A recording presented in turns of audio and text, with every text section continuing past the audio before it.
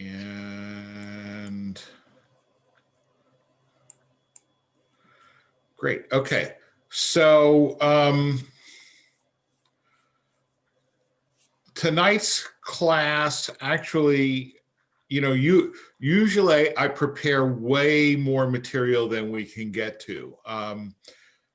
Tonight I may have prepared less material than we can get to. I guess that's not really the way to sound it. Not enough material for a full hour, because we are looking at the triennial for the year that we're on. And this is actually, even though Shemot is a very rich parashah, the second triennial cycle is fairly short, actually. So there may not be a lot of material. So we begin with Exodus chapter 3, verse 1. Okay, so now Moses, right? So in two chapters, a lot that we read last year, a lot has happened, right? A new Pharaoh arises. The Jews are enslaved. Moses is born. He grows up in Pharaoh's court. He murders the Egyptian. He kills, slaughters, slays the Egyptian overseer. He flees to the desert. He marries, etc., etc. A lot has happened. Okay, so now Moses is a shepherd. Okay. Moshe haya ro'eh et son yitro hotno kohen Midyan. Moses was pasture of the flocks of his father-in-law Jethro, the priest of Midian. V'yinaheg et hatson achar hamidbar. He drove the flocks to the midbar, and I'm not going to translate that word. V'yavo el har ha'elohim Horeva, and he came to the mountain of God, to Horeb. Okay, so I'll notice parenthetically that Jethro, Yitro, is called Kohen Midyan, right? The priest of Midyan. And Kohen is the same word that we use, for a Jewish priest, like Aharon HaKohen, or I'm a Kohen, I get the first Aliyah, or whatever. In modern Hebrew, you wouldn't find that. Okay, in modern Hebrew, a Christian priest is a Komer, but he's a Kohen. I mean, there is no sense whatsoever that even though Yitro is not an Israelite, that he doesn't have a relationship with God, and that his relationship is fully as valid. But I mention that parenthetically because we don't have Rashi on that point. Okay, but now I did not translate the word midbar. Okay, the translation that we have translates the word midbar as free pasture land. In Eitz Chaim, following the JTS, the JPS, Jewish Publication Society translation, the word midbar is translated as wilderness. We often see it translated as desert. I don't know if anybody has a different Tanakh. If you don't, it's not worth taking the time to look, but if you happen to have a different Tanakh open in front of you, I'm wondering what word they use. I mean, free pasture is not a super literal translation, but we're going to see that the idea of midbar is going to be important. It's going to be important in the whole book of Exodus. Okay, so Rashi asks, why Ahar Hamidbar, right? So again, I'm not going to translate the word. Lehitrachek min hagezel shelo yiru bistot acherim. Okay, so why did Moses lead the flock into this midbar, okay, because midbar is ownerless, right? That's the point. I mean, normally you would not think, I mean, if you think about it, right? So Midian is an oasis, right? Midian, it's an oasis, right? And now you're pasturing flocks. You're going to take them away from an oasis into the desert, right? That's ridiculous. I mean, right? I mean, what do you have at an oasis that you don't have in the desert? Water. Water, right? Water, right? Pasture land, right? But Moses is an extremely ethical and conscientious person, right? So he takes the flocks out into the midbar because the midbar is what we call in halacha hefker. It's ownerless, right? It's ownerless, and therefore you can't have a possibility of either intentionally or accidentally grazing on somebody else's land, which would be gezel, which would be theft or embarrassment, embezzlement, right? So Moses was super conscientious. He did not want there to be any possibility of sort of misappropriating somebody else's land, somebody else's property. So he intentionally goes out into the desert, the midbar, the wilderness, because it's hefker. Okay, now what else? Right? I mean, there's so much that's going to be important about the midbar, right? I mean, where is the Torah going to be given? In the midbar, right? For the same reason that it's ownerless. And so, I mean, we haven't gotten there yet. And I don't know whether we will see, you know, I don't even, off the top of my head, don't know whether we're on a cycle that we're going to even have class the week that we read Parashat Yitro, right? But the 10 Commandments are given in the midbar so that no nation can claim that distinction, right? That you know the Torah was given in my territory, therefore I have a superior claim to it, right? And that's why it wasn't even given in Israel, right? It was given in the desert because potentially it belongs to everybody, right? So the midbar, the idea of midbar is really, really important here. And so to avoid any possibility of theft, that's why Moses takes them to the desert, to the mountain of God, Mount Horeb, right? Now all right, we've learned to look at the question, right? Ma kashel Rashi, right? What's Rashi's difficulty here? Right? Because he's going to explain to you why Mount Horeb is called Har HaElohim, the mountain of God, right? Well, I mean, turn the question around, flip the question. Why shouldn't it be called the mountain of God, right? And the answer, why shouldn't it become the mountain? Because nothing's happened yet, right? Nothing's happened yet. I mean, it's like the old joke, right? That if you're at an archaeological dig and you find a coin and the date is 30 BC, right? It's obviously a fake, right? It's obviously a fake, right? And if somebody, you know, would tell you that, you know, I don't know, that a certain place,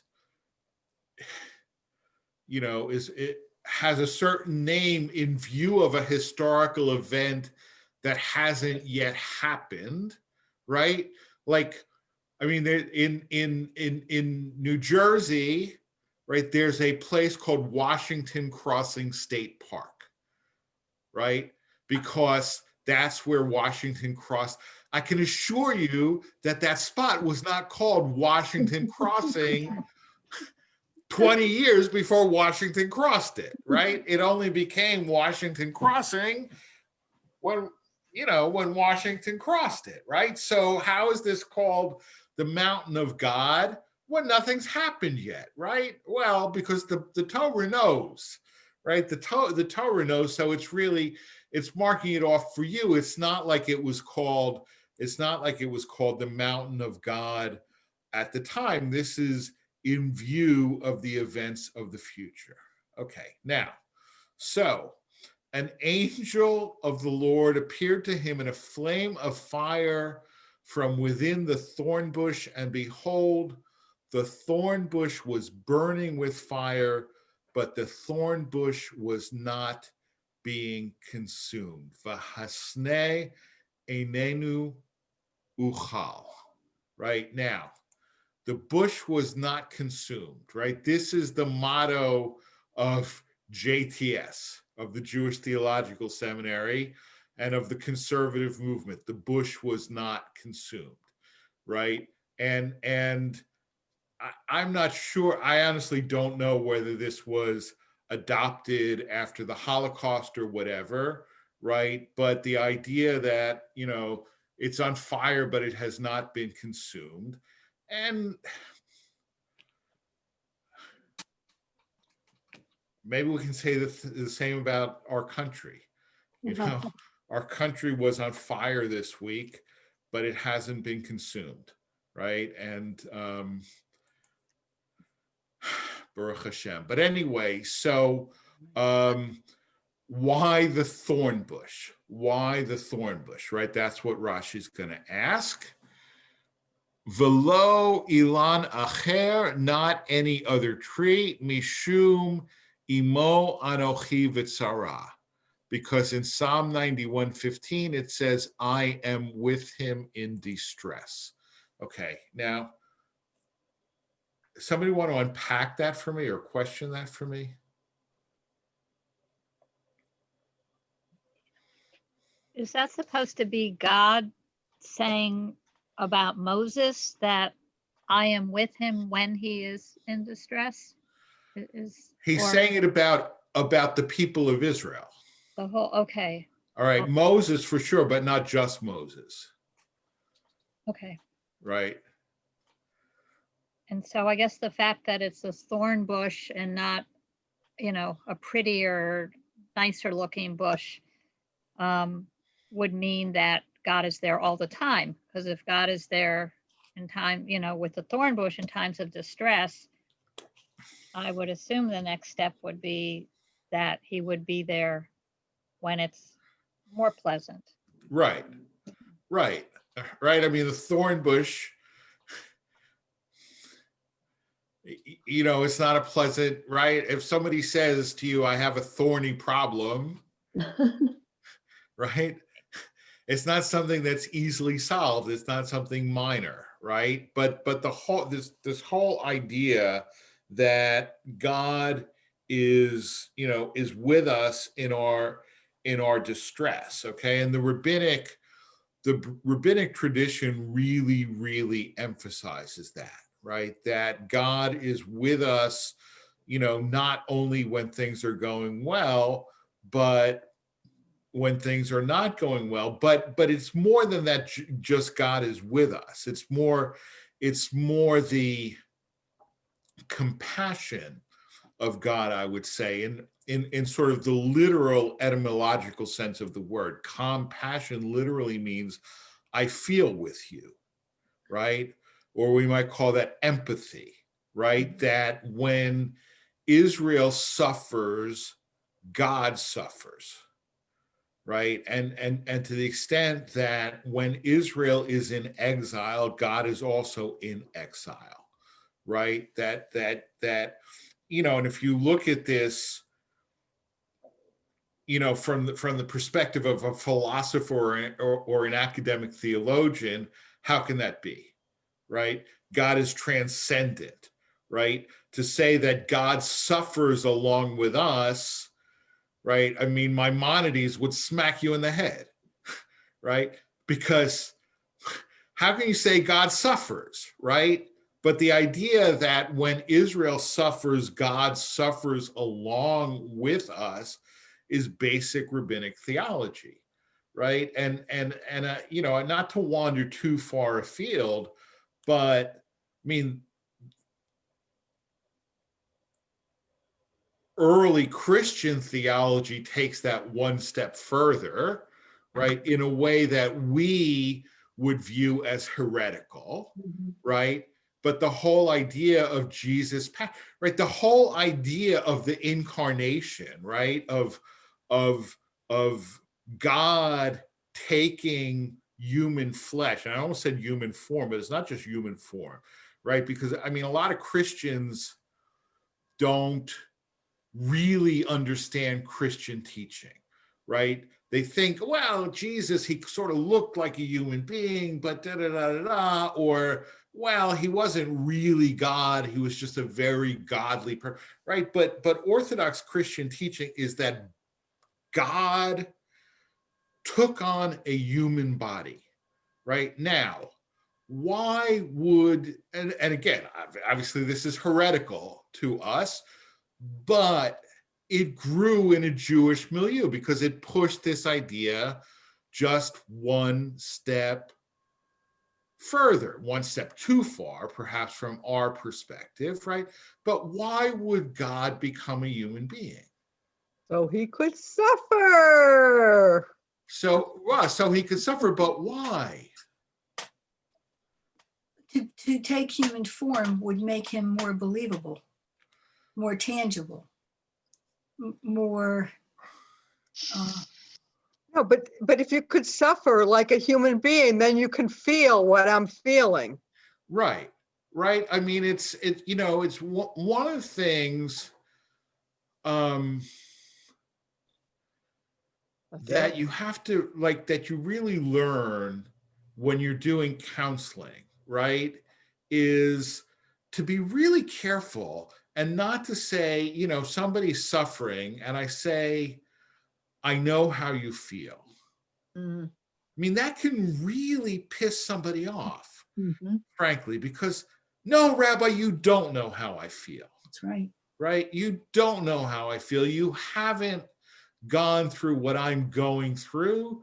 You don't know how I feel. Right? But, and there, you know, and so you shouldn't say that. You say, you know, I hear you, or I'm sorry, or you know, I know this must be very painful, right? But not, I know what you're going through, or I know how you feel, because you really don't, right? And so the idea that, well, maybe God wants to know how we feel and to experience it. I mean, as my mentor, Father James Walsh, who was a Jesuit, was trying to get this point across in class one day, and he told a story of another Jesuit. You know, the Jesuits live in a community. I mean, it depends on the size of the community, but there could be, you know, 2 or 3 of them living together in a house. There could be 80 or 100 living in the same house. All right, and there was this very older. I was going to say very old, but I realized he was in his 80s, and that once that seemed impossibly old to me. Now, not so much, right? But he was walking up a flight of stairs, and he paused, and he looked at the Jesuit who he was walking with, and he said, "This must be what they mean when they say that they are ill." Right? This must be what they mean when they say they are ill, right? In other words, this guy had lived 80 plus years and had never been sick, right? So how do you know what it feels like, you know, when somebody says, oh, I feel sick?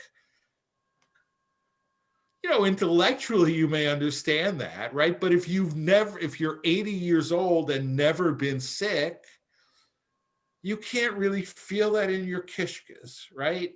And so the idea that, and it's not so heretic. I mean, it's not a text that we're going to study, but there are texts that talk about God like literally in the brick pits with the Israelites making bricks. All right, so that he could have empathy, so that he could feel what they felt, that he could undergo what they were undergoing. But that's why the thorn bush was chosen. Okay. Rabbi, Yeah. not to contradict, just the thought occurred to me, if God is perceived to be omniscient among all other things, then doesn't he inherently know? Right, but Why does he have to why does he have to do that? right. As I said, there's a difference between knowing something intellectually and knowing something in your kishkis. Well, I understand that, but for me, omniscient means anything possible to know. To me, that also, well, it's just my perception. It just, to me, it would mean that he would just know, and that knowing would be feeling as well. Okay, I mean, it's okay. But you've hit on a good point. Okay, because the Hebrew word, again, we're talking about, right? I mean, no is not a Hebrew word, and omniscient is not a Hebrew word, right? The Hebrew word is yeda, okay? I mean, actually, I mean, it's not in that verse, but it is in the next, yeah, it is in the next verse, right? Ki yadati et mechovav. I know their pains, right? Okay. All right. The Hebrew word, I mean, why does it say, you know, in the Bible very often the man knew his wife when it means that they had sex, right? Because the Hebrew word, the root is yud dalet ayin yeda. It's not really an intellectual process, right? It's a knowing. It's a knowing that's as much as a feeling as it is a cogitation, right? And so I think, you know, all of us have different perspectives of God, right? I mean, there's 8 of us in this Zoom room right now, and I'm sure that there's a range of beliefs about God. You know, and the gaps between one person and another may be very narrow or they may be very wide, right? But to me, when we talk about God being omniscient, that's an intellectual form of knowledge, right? It's not an experiential form of knowledge, right? But that's my perspective, right? So D, your question is not out of order at all. Just a different, I think just a difference of opinion as to what the word omniscient means. Okay. So let's go on then to that next verse, right? The Lord says, I have surely seen the affliction of my people, right? Ra'iti, right? That verb form where it's a sort of doubling, right? It means I have certainly, I have surely, it sort of intensifies the verb. I have seen the affliction of my people who are in Egypt. Ve'et sa'akatam shamati, I have heard their cry. Mipnei nogsav, because of their taskmasters. Ki yadati et machovav. I know their pains, right? So now Rashi, Rashi's going to ask the same question that Dee asked, right? What do you mean to say, I know their pains, right? This is similar to Vayeda Elohim, God knew in Exodus 2:25. Let me look back at that it's the verse right before our reading. Vayar Elohim et bnei Yisrael vayeda Elohim. Right? God saw the Israelites vayeda Elohim. God knew, or it is translated as take notice of them, right? Take notice of them. So this is similar to that verse, right? I have set my heart to complicate and to know their pains, and I have not hidden my eyes, neither will I block my ears from their cry. Right? So to know, it's almost as if, I'm going to make a pun here, but I think it's a pun that carries with it some significance. Let's say response ability creates responsibility. Right? You get it? Response ability creates responsibility. Oh, yeah. Yeah. Yeah. Right? Is that- Go ahead, Dee. That's right. Go ahead.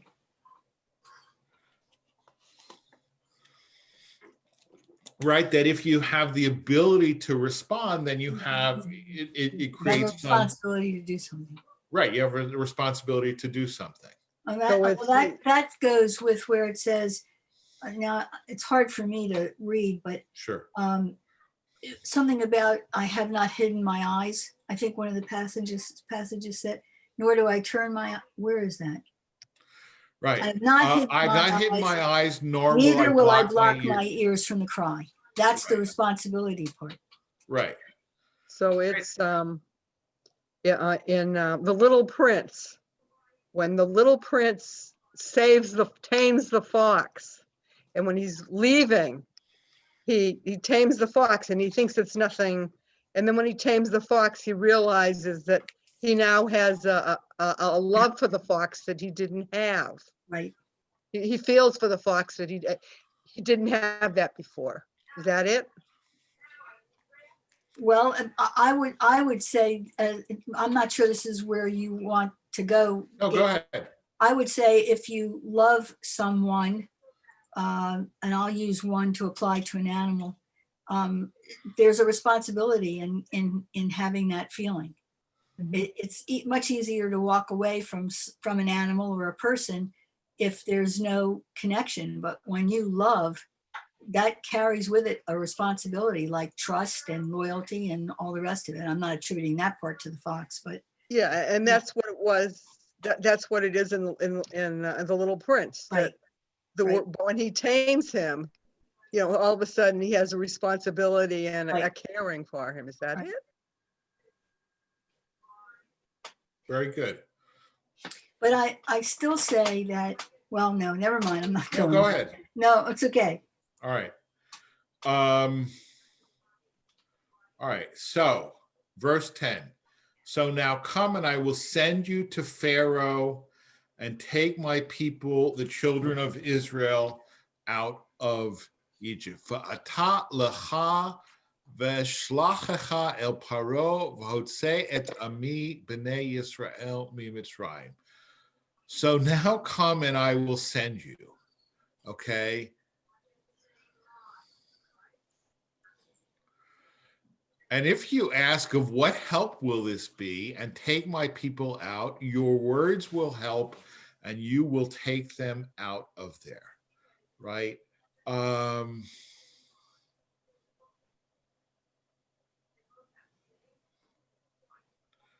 I'm not sure. I am honestly not sure what Rashi's point is here. Does anybody want to take a stab at it?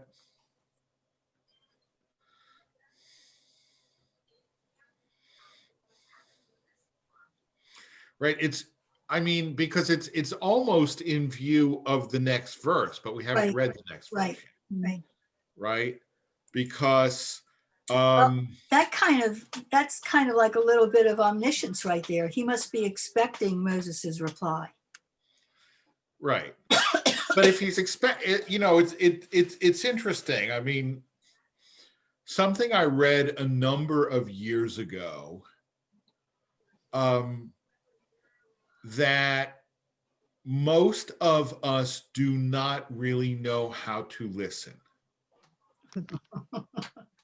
And what this writer means by that, and I think he's absolutely correct, is that if we're having a discussion, if you are speaking, I'm already formulating my response in my head, That's true.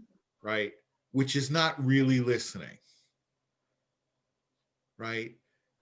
We don't have a discussion to understand. We have a discussion to debate or to convince, right? I mean, and I have to remind myself of that all the time. It's one of the reasons why I teach the way I do. I want to hear what you have to say, right? And somebody will say, never mind. No, go ahead, right? Because that is, the learning emerges in the dialogue, right? And, but that's what precisely what Moses's problem is at this point, right? Moses said to God, who am I that I should go to Pharaoh and that I should take the children of Israel out of Egypt, right? I mean, who am I? I'm not important, right? And that I should take the children of Israel out, even if I am of importance, what merit do the Israelites have that a miracle should be wrought for them and I should take them out of Egypt, right? In other words, what have they done to deserve this, right? What have they done to deserve this? And if you don't know the answer to that question, I'm going to give you the answer Shabbos morning, okay? So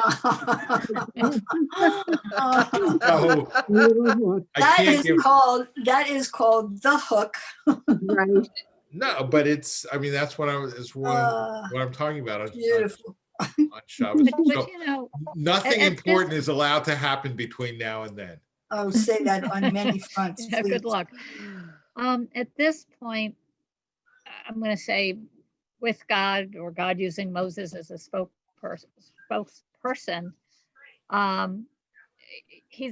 that's not exactly right either. Let me let that go. But God, if not for God, I think it's fair to say that the Hebrews or the Israelites may not have survived at all.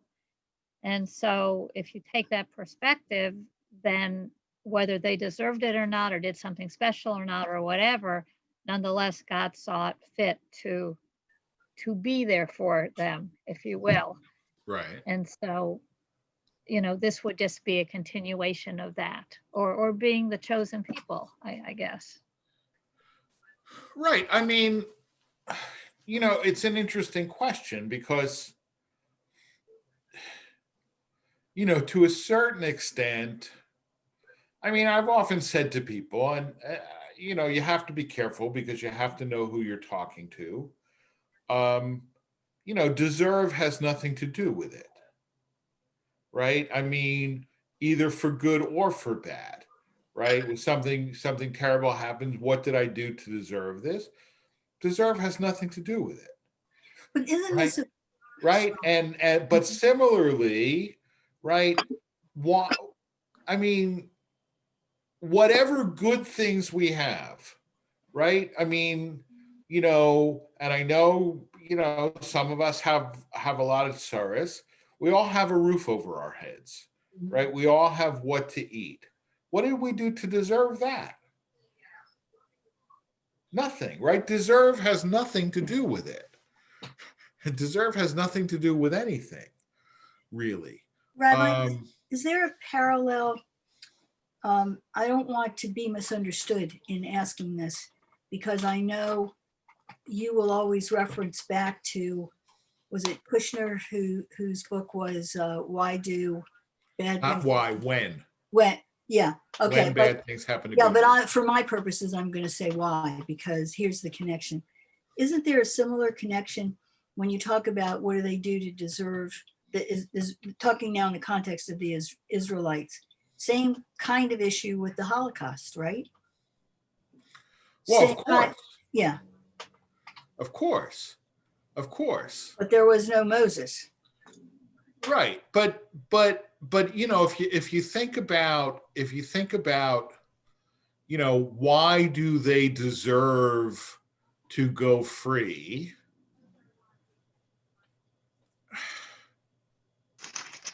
We really ought to stand that question on its head, right? I mean, you know, it just struck me a few weeks ago. I read, you all know who John Thompson was? Yeah, sure. Yeah. Georgetown. Basketball guy, Yeah, What? yeah, basketball coach. yeah. Yeah. Georgetown. So he died over the summer, and his autobiography was published posthumously in November. And you know, Thompson had this reputation Right, of being like a very difficult right. person, and he said, you know, and you read his autobiography and you realize that he was totally misunderstood. Right. But he said, I was perceived as difficult because I was a 6'10", dark-skinned black man with a deep voice who refused to be grateful to white people for the rights that God intended me to have. Right? And that's the money quote, right? Who refused to be grateful to white people for them recognizing the rights that God intended me to have. Right? So maybe Moses asked the wrong question, right? Well, why do they deserve to go? Why do they deserve to be enslaved? That was my, right. Right? Why, you know, And who said that? what? Who said that quote? John Thompson. John Thompson. Okay. Yeah. John Thompson. That was my reference to Kushner. Right, sure. Sure.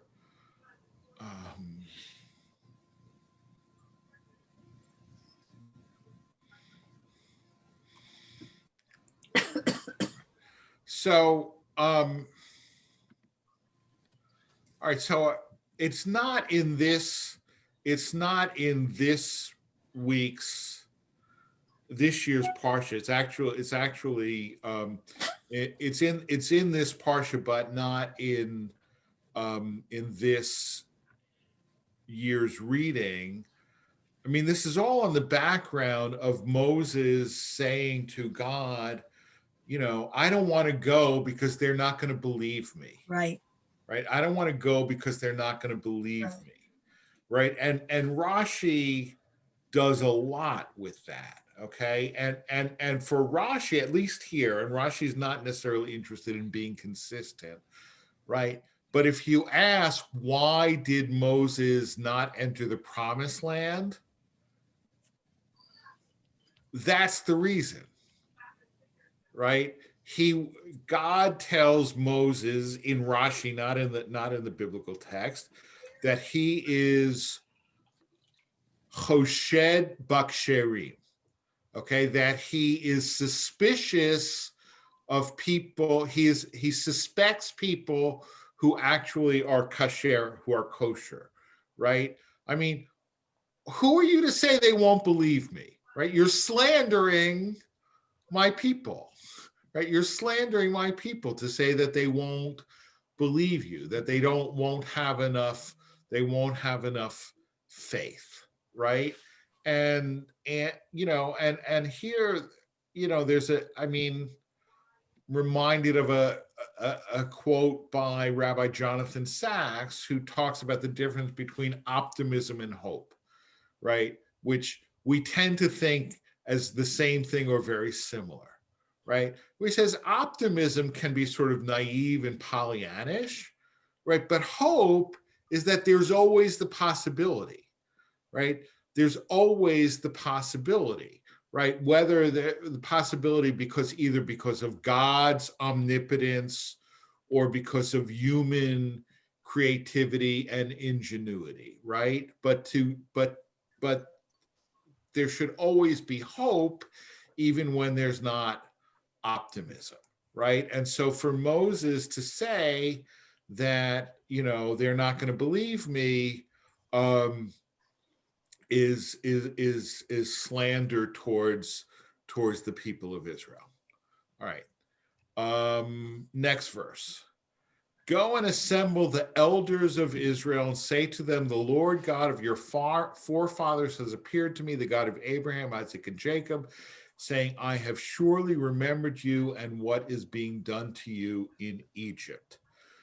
Ziknei Yisrael, the elders of Israel, Miyuchadim leYeshiva, those devoted to study, right? Now the Hebrew word is yeshiva, right?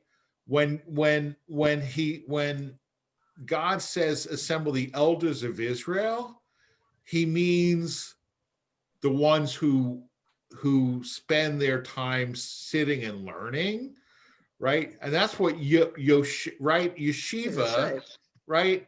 Literally means a place where you sit, yoshev, right? And that's why, it's English, but I think it's pretty much an expression only used by Jews, right? To sit and learn, right? To sit and learn, right? If you grew up in any sort of traditional environment, you hear that, right? Well, what does he do? He sits and learns, right? Which is a good thing, not a bad thing, right? But so the elders of Israel are those who sit and learn, because if you say, no, it means all of the elderly men, right? How is that possible, right? If there's 600,000, right, adult men in the people of Israel, and you have to gather all the elders, right? However you define elders, if it's chronologically, that's a lot of people, right? So, by elders, God means the people who sit and learn, right? And it's interesting.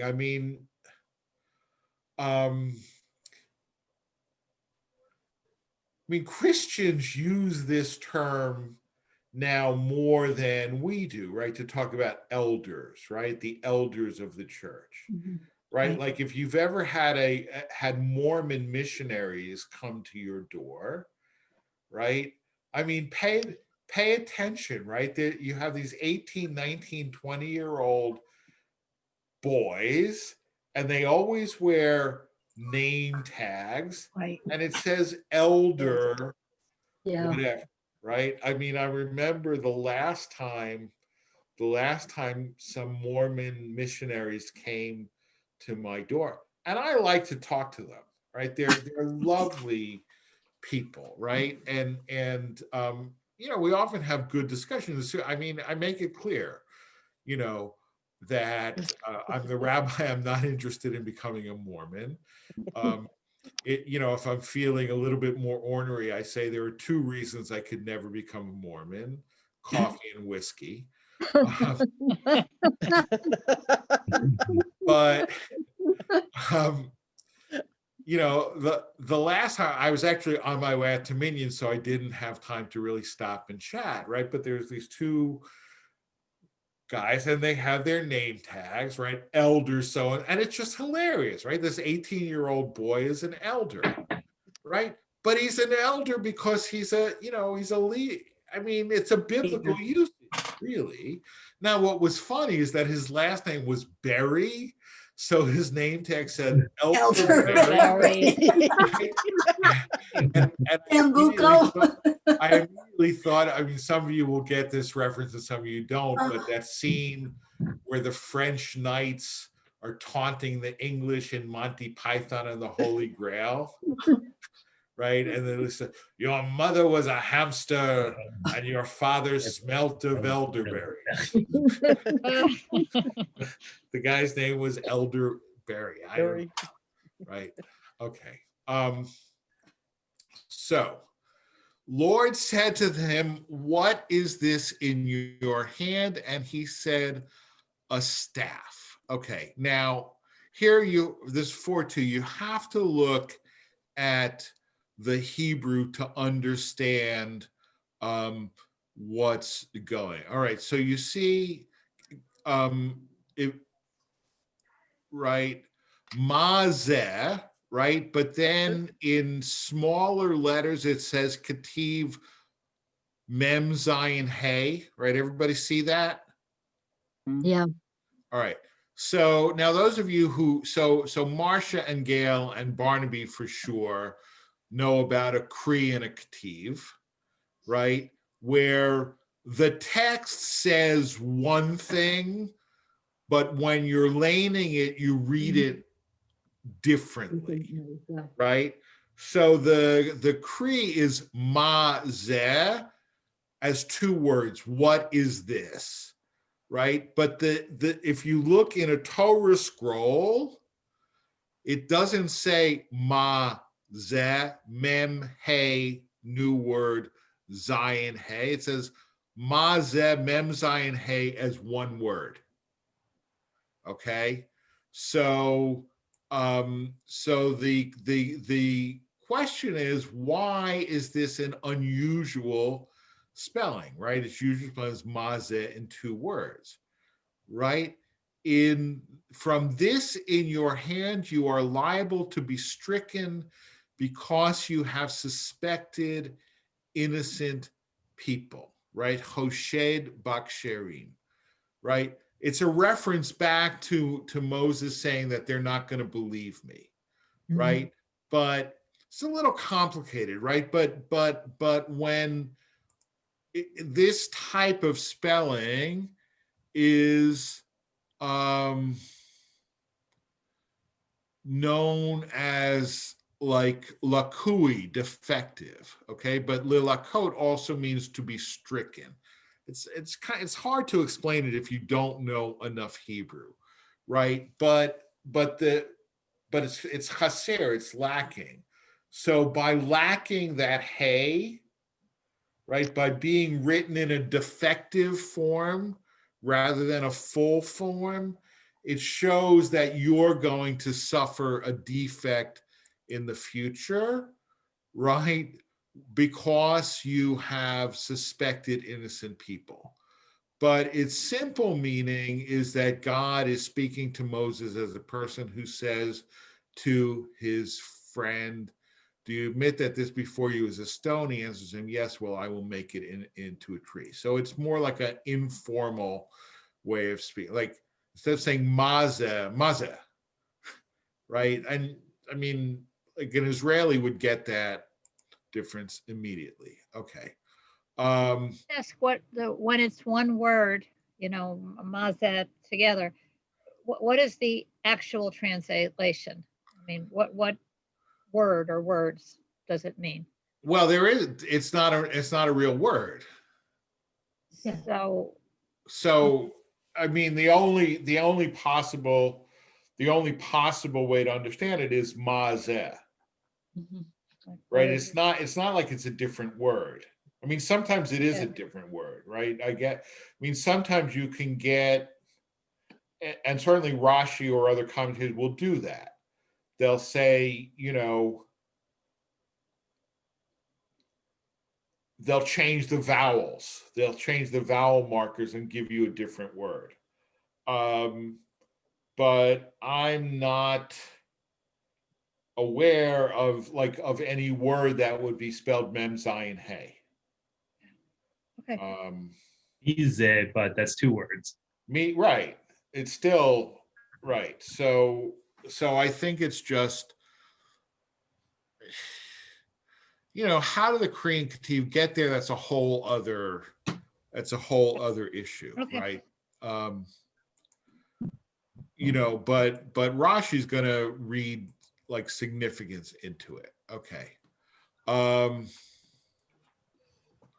right. So God says, cast this rod to the ground, and it became a serpent. Why a serpent? Okay. Ramaz lo shesiper lashon hara al Yisrael v'tafas umanuto shel nachash. Right? Why a serpent? Right? I mean, why a serpent? Could be anything, right?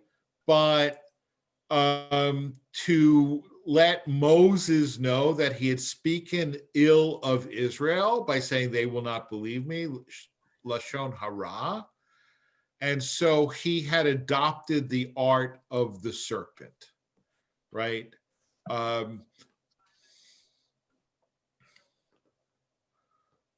Right, the serpent who seduced Eve with words, et cetera, right? Here it's not seduction, but the point is that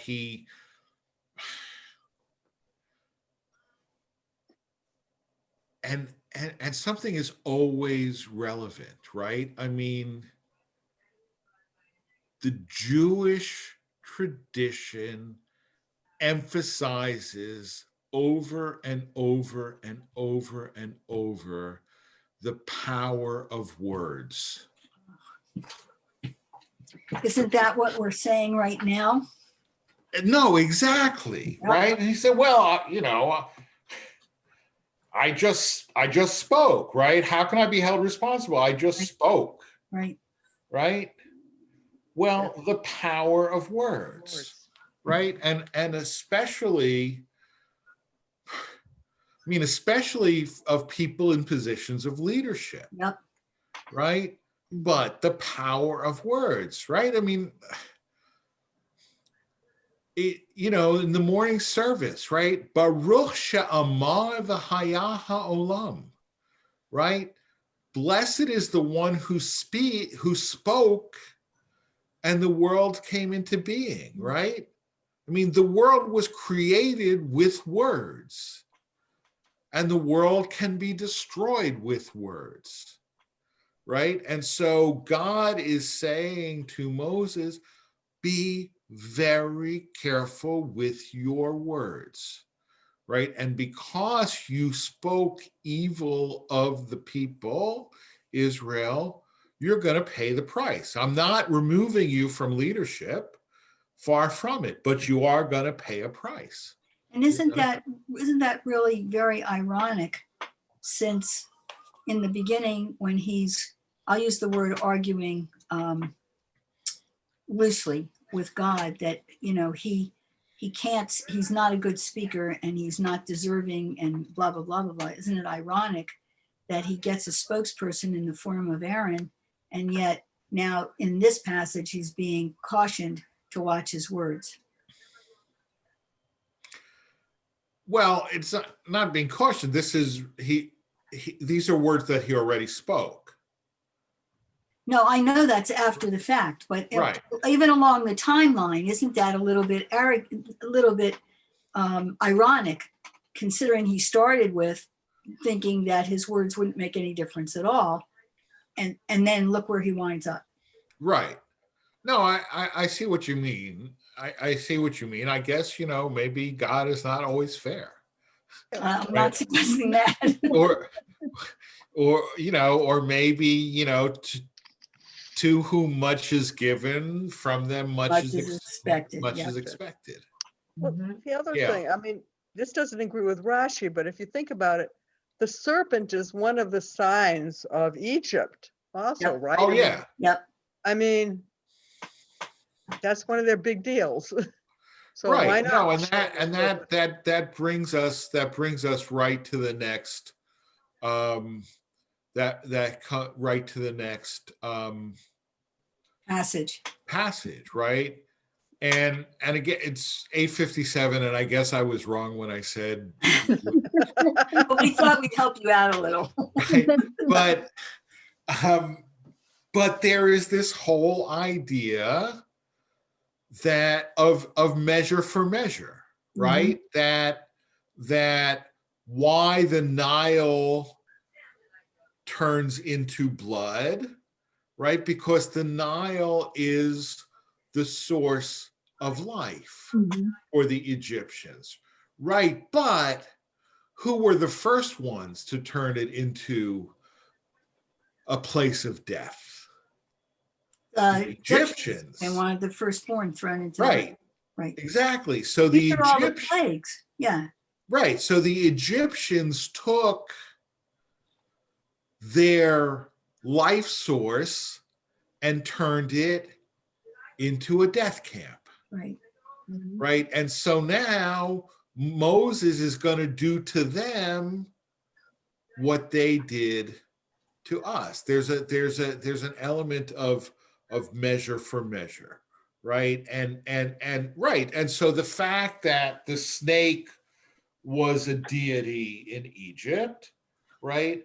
And the fact that the Nile was a deity in Egypt, right? And frogs were a deity in Egypt, right? I believe that in some of the tombs and so on and so forth, they found statues of frogs, right? I think there was a frog god also, right? So it's all a question of measure for measure. Absolutely.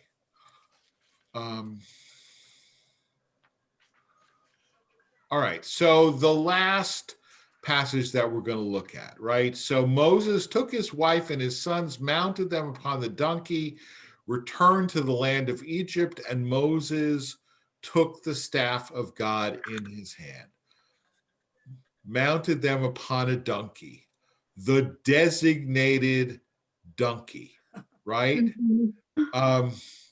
When it says the donkey, it means like the donkey, right? Yeah. Hamor hamiuchad, right? This is the same donkey that Abraham saddled for the binding of Isaac. Boy, he was old. Yeah, and it's the one upon whom the King Messiah is destined to appear, right? This is the same donkey, right? And Abraham's donkey was Moses' donkey, which is the Messiah's donkey. And why a donkey? Because humble and riding a donkey, right? And that goes back to your Catholic experiences, because didn't Jesus ride into Jerusalem on a donkey? Right, of course, right? Now, to fulfill this prophecy. Right. Now, of course, I will tell you, and this, when I was in college and took this class, I've mentioned Father Walsh, right? He taught Intro to Biblical Literature, right? And I mean, I don't know necessarily this passage, but similar passages, right? And Christians will use these passages to prove the messiahship of Jesus, right? I mean, right? I mean, it says in Zechariah that the Messiah will come riding a donkey, and Jesus came riding a donkey, right? As if like riding a donkey was not something that everybody did every day, right? But Father Walsh would say, yes, okay, but it's like ab initio, they believe that Jesus was the Messiah, right? So they know, right? In other words, the people who are writing the Gospels know this quote from Zechariah, right? So they have it in mind when they're describing Jesus, right?